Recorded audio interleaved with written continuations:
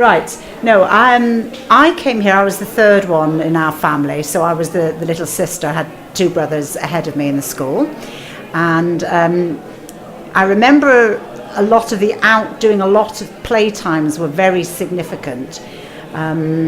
So there was 42 people in the school when I was here. That's quite a big group. Yes. About 30. Yes. So 42, and that was sort of infants and juniors.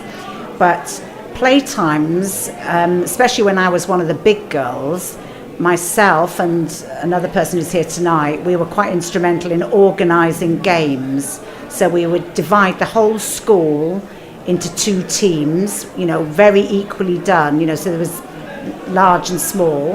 And then we would sometimes play rounders, and there was some sort of netting that used to stop the balls flying over the little metal fence that's there now. There was extra, because otherwise the balls would have been going down onto the road all the time. They did when the strong hitters hit them over, and then there was sort of trouble about having to get the balls because we weren't allowed to go and get them ourselves. So there was whole school rounders matches which would take up the whole of the lunch break, and sometimes we'd actually remember the score and you'd continue the next day. Right, so that ongoing thing. An ongoing games. Then there was other games which were slightly risque. We used to do handstands against the back wall of the playground that's still here now, and the one thing that really stands out about that was that one of the pupils didn't wear knickers. I don't think she did routinely, but she still wanted to do handstands, and it was a big sort of woo. But yes, so at times there would be possibly up to 15 children in a row doing handstands against the back wall, and we wore dresses more, so your dress would hang around your eyes, so your knickers were exposed regardless, but in her case a bit more. So there was handstands.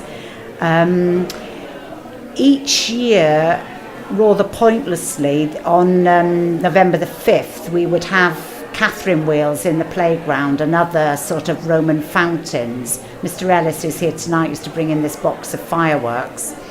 And then one year there was near disaster. He'd affixed a Catherine wheel to a post, a big wooden post, but it was one of the modern Catherine wheels that had some force. So as it started to spin, the whole post with Catherine wheel attached fell into the box of fireworks, and there were thousands of sort of explosions and jumping jacks, and luckily my recollection was that nobody was hurt. It's certainly not serious because there would have been an ambulance and things like that, but there was quite a lot, and then that never happened again, which was a shame. Firework night at all. Yeah, it was a bit odd because of course it was all done in daylight, but we used to love it, and I think some children, they wouldn't have been able to afford fireworks at home, so it was a big event. So there was that.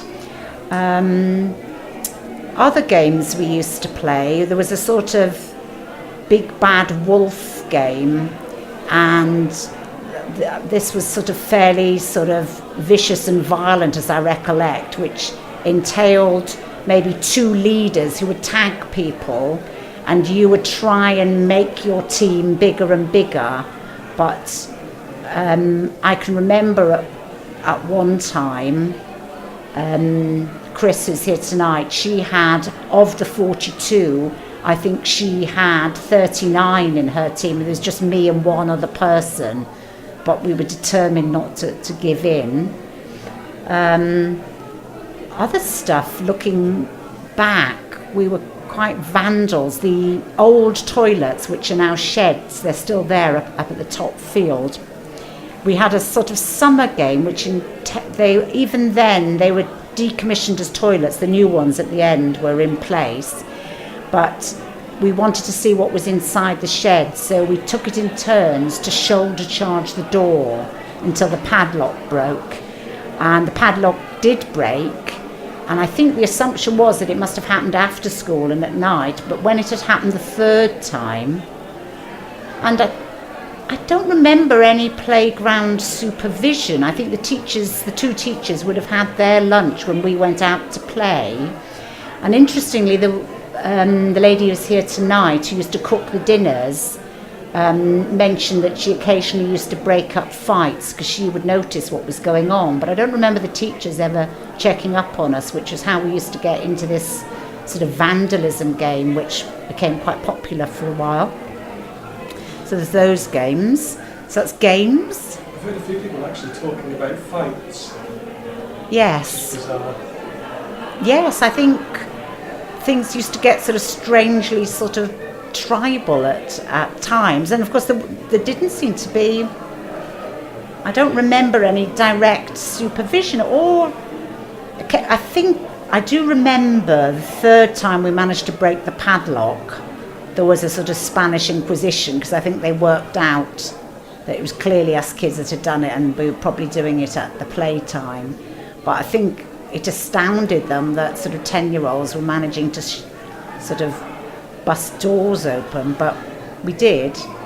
And by collective effort, by taking it in turns to shoulder charge, and I was always quite pleased because I was one of the girls, but I think on one time it was my charge that actually bust the padlock, so there was that.